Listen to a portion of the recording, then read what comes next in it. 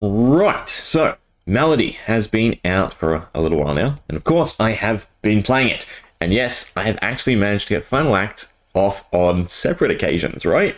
And the more I think about it, the more this deck is actually not that hard to pull off. Because if we start looking at the numbers, we can sort of shape it in a way that actually makes it quite, I'm not going to say viable, but definitely playable and definitely something you can go for by, say, around turn 3.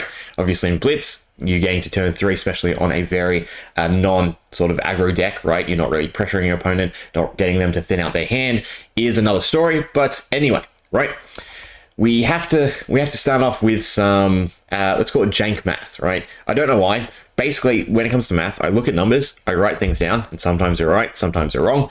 And yeah, I just let my brain do its magic, and there is some obvious disconnect. But we have 7 cards at a draw, right?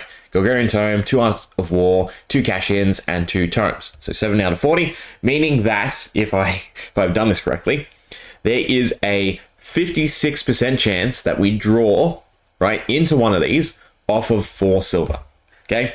So having at least 4 silver on board, and why I've gone with 4 silver is because it's 1, 2, 3, 4, right? So from 1 cash out, it's usually the amount of silver we get.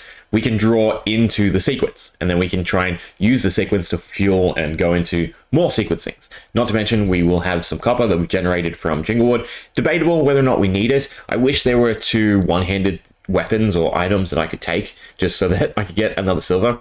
Obviously, we can take the lantern or the fan, but both of them are offhand, not one-handed, so we can't run both of them. We take Teleshare, but then that's two-handed, so we might as well just take the smash hits, you know, get some copper here or there, doesn't really matter. Again, we're songless, and I would like to cut out Jinglewood, in all honesty, just so that way there is no token generation for your opponent. And yeah, being out of copper is definitely what you want. Now, I did have Remembrance up. The reason why I was considering Remembrance is obviously if you can cycle back any of the draw cards, you can then go back into them. Though, debatable, right? Cash in, definitely doable, counts as copper, but if you use silver, or in some cases gold, right, you can go positive, withdraw. So Remembrance into cash in is viable. Remembrance into Tome, not so much, because I'd have to take another lead the charge, right? So I can actually use the action point to gain go again. And overall, I'd like to just swap out the Mage Master Boots, probably to Null Rune, and then just have Null Rune and probably the Iron Hide set, the one where you can pay for defense. Is it Iron Hide? When this defends, you may pay, yep, and destroy it. That's fine, just so that you can either take the Iron Hide to defend. No, actually, you know what? I don't like the breaking. We need to think of something melee defensive, but you know what? What's the one from Dusk Till Dawn that I thought was crap? Ah, God, what is it? This, right? No, it has Blade Break. Never mind, it's crap. Yeah, so Null Rune, so that you can pay and disrupt Arcane is great. Getting rid of the Mage Master Boots would be great. Obviously, it's 1 leader charge, 1 Mage Master Boots, allows us to play both tomes, so that's the whole gimmick, but it is also significantly better to just cash out the Mage Master Boots. Now, item-wise, right? Getting amulets on board, that is also the substantial thing. Again, 4 silver will let us get up to a 50% chance to be able to start the sequence, right? To be able to draw into any of the draw cards that then can hopefully, you know, net us some more draw cards, right? 50% off of 4 silver. So the higher we can get that silver, the greater the percentage chance that the sequence works. Meaning that if we can get amulets on board into our cash out, then we can get more silver and we can use that. Or again, we have the gold from the Crown of Providence. Slash also, again, iffy copper from Jinglewood, but if we're trying to survive, then there's no real point in trying to give them tokens. And then of course we also have the Farinel Spring Tunic, the 1 resource, because I think we generally want to pop off on turn 3, right? Plus then we can destroy it, is probably why you still want to take that. But I can also see, again, just swap everything out to Null Rune. That way you're good against a Arcane matchup. You can then just block with cards against a normal matchup. And yeah, get to turn 3, go for the combo, you get it, awesome, you don't get it, oh well, you're having fun. Now, I have a bunch of attacks, right? So that I can go into Art of War. Because we want the go again for the Final Act, and then of course we want the draw. But I would like to reshape the deck in a way that nets me more amulets, because, again, we just want to get them on board, and we want to get more silver. Taking amulets instead of pick a card is probably worthwhile. In fact, any card that's probably 2 block is fine to get rid of. And then we also have Sift. Sift is another good one, right? Because it allows us to fish for more cards. Is it overly necessary? Again, the chance is already quite high, so I don't know if Sift is necessary, but you might as well take it. And then, of course, Sink Below is also tempting because it does allow us to cycle a card, and obviously it's a defense reaction, so we don't have to burn a card. But at the same time, right, we want to burn cards because we want to thin our deck. Again, all the odds I was saying, the 50% chance off of 4 silver is at a 40 card deck.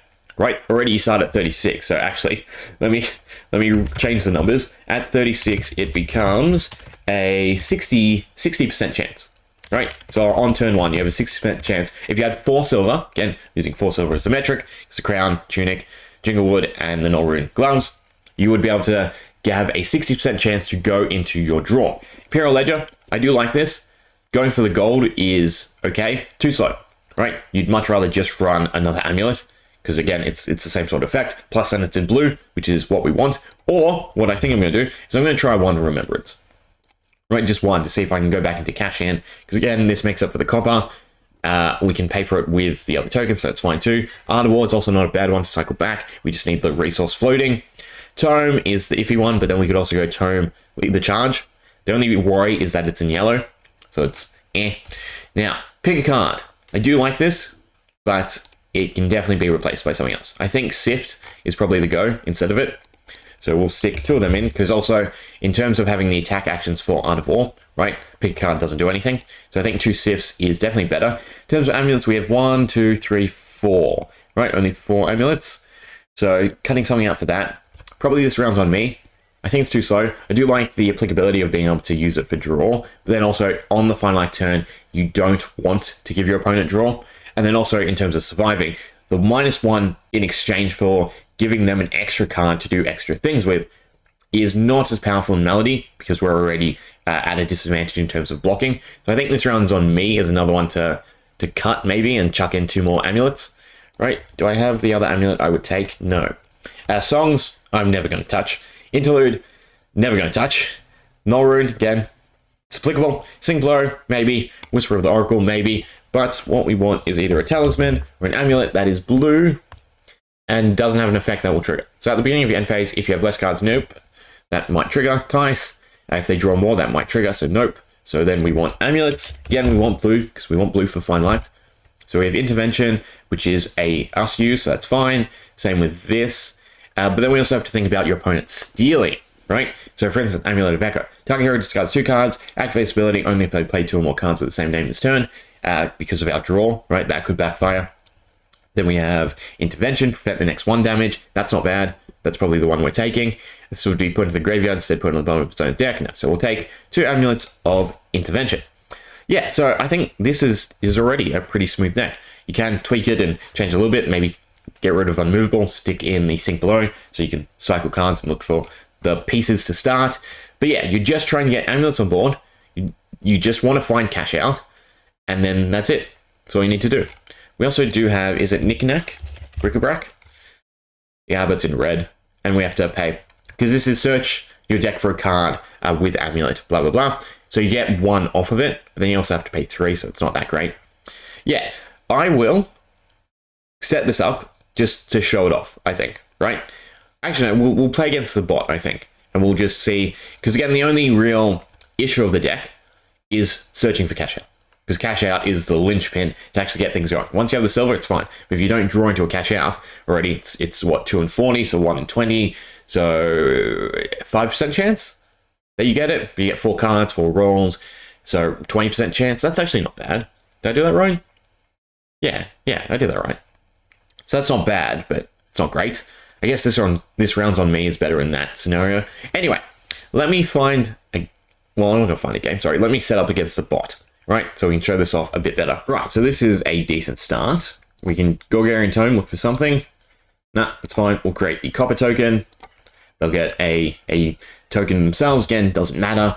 It's the first round, so it's not horrible. We'll keep Unmovable, right, as our defensive option. Do that, and we're probably just arsenaling the Tome. Although we could also just use the Tome right now to sift through cards. But I would like to keep it. Plus, if it's in the arsenal, then we get the HP back. Right, so it's sort of upside. You can also bait some Arsenal Disruption, so that's not horrible. So we want to play the Amulet next turn, that's all we want to do. So we're just going to defend. Again, you'll probably go through more cards against the normal opponents, that's fine. Until we actually get to the combo, right? We just want to block as much as possible. We can play the Amulet, get another item on board, pass. You're attacking again. Again, just use your items. Again, just use your blocks. Done. Playing the next amulet. And we're really just, again, waiting for cash out. That's the big linchpin, right? So it also makes the deck the weakest, because unless we can find the cash out, then we're sort of struggling. In fact, you know, I'm tempted to just play Critical Strike, get rid of Unmovable, and that way we can cycle our whole hand, which is probably something you should be doing, right? Trying to cycle everything. And we get Lead the Charge, we get Humble, we still have Unmovable, we have another amulet, so it's fine.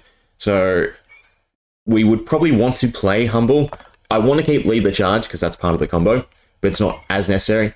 In fact, we can get rid of this tome Fishing for cards if we're getting rid of Lead the Charge, right? Because then we only have one way to give the tome go again. So that is something to think about. So if we're going to do that, we might as well block with, we'd probably still do Unmovable, right? Because it's not bad. And then use Humble to pay for it or something like that. Again, our turn is just getting the amulet out. We want a tome because we want to look for cards. So yeah, we'll just block with Lead the Charge. Pass. Pass.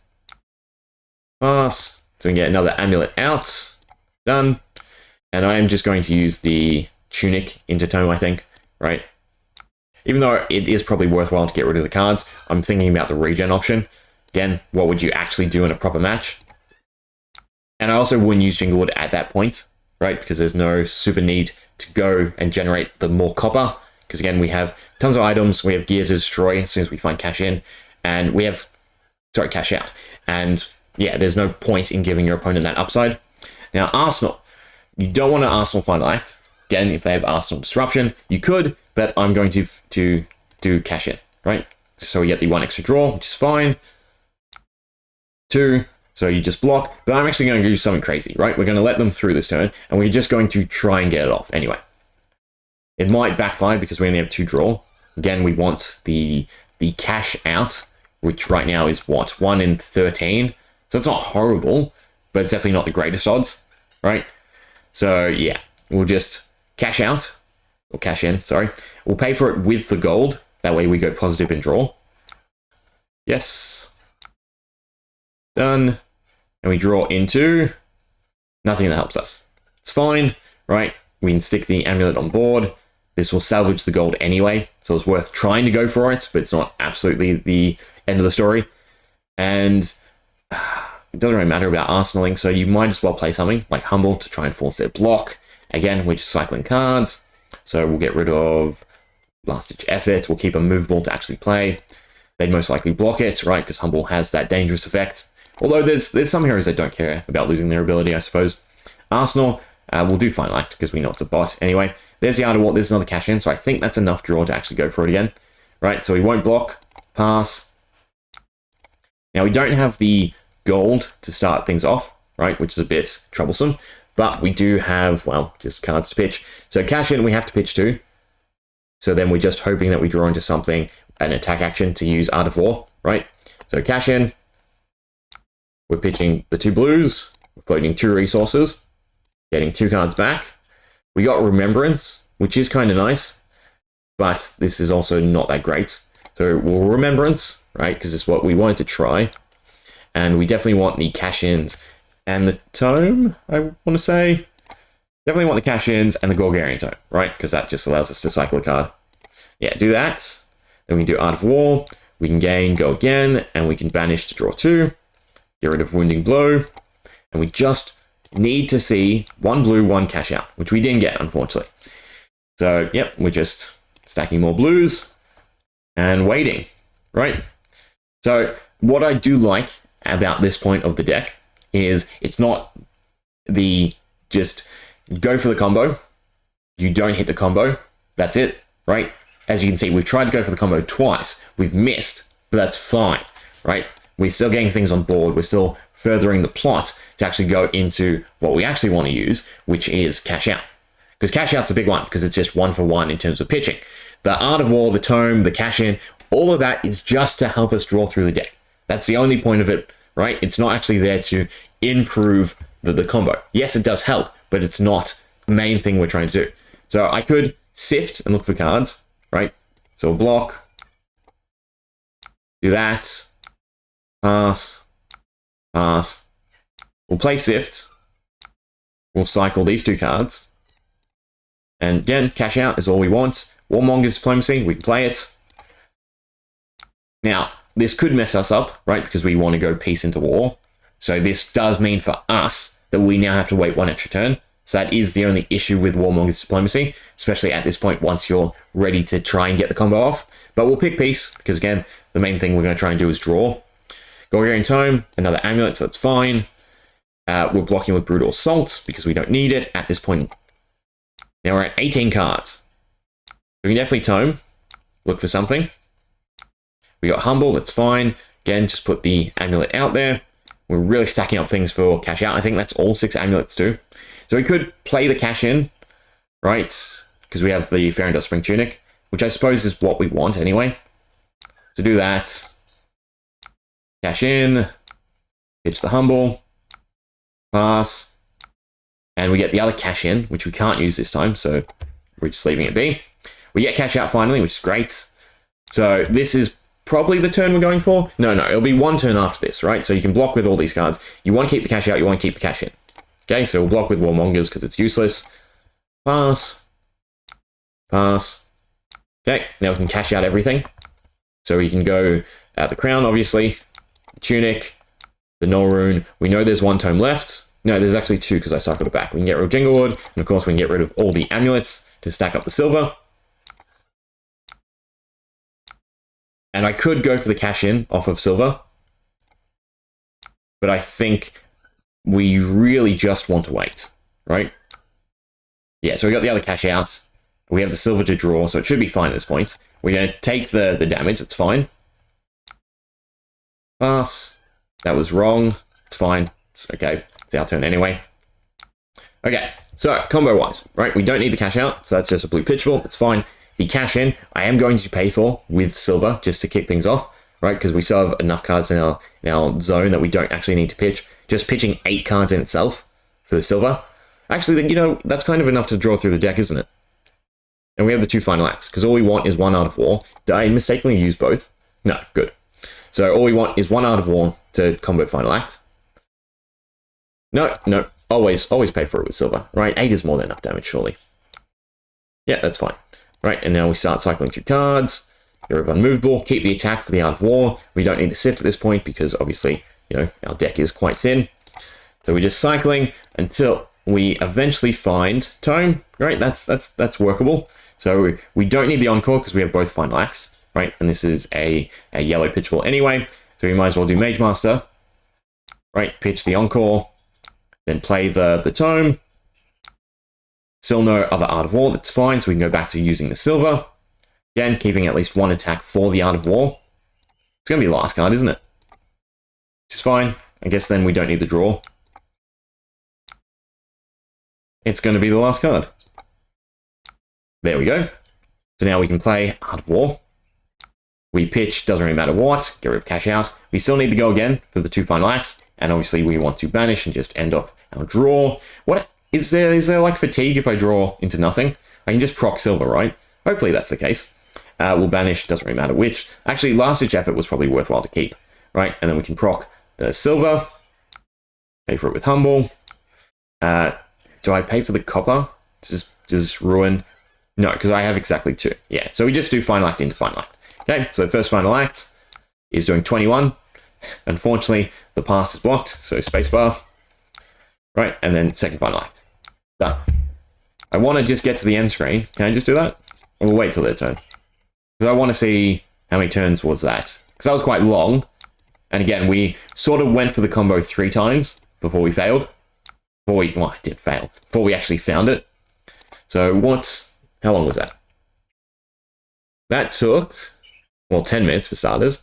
But where's the turn count? 11 turns, right? For blitz, that is pretty insane to survive that long.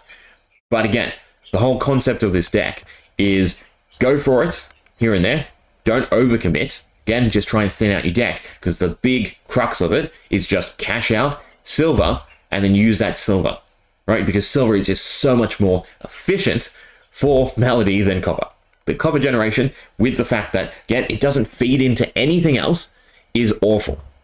and doesn't even directly feed into Final Act, right? All you're using it for is the ability to draw, right? Copper, there should have been a way to spend copper like Kasai, right? With Blood on Her Hands. God, yeah, it was a wasted opportunity. Anyway, I will put the deck in the description. It's a fun deck. Again, you're not going to win every match, but, you know, it's fun to go for. And it's more interactive than Kano, right? Plus, you know, until it wears off, the shock and awe of a, what was it, 42 damage Final Act is pretty good. Anyway, hope you enjoyed. See ya.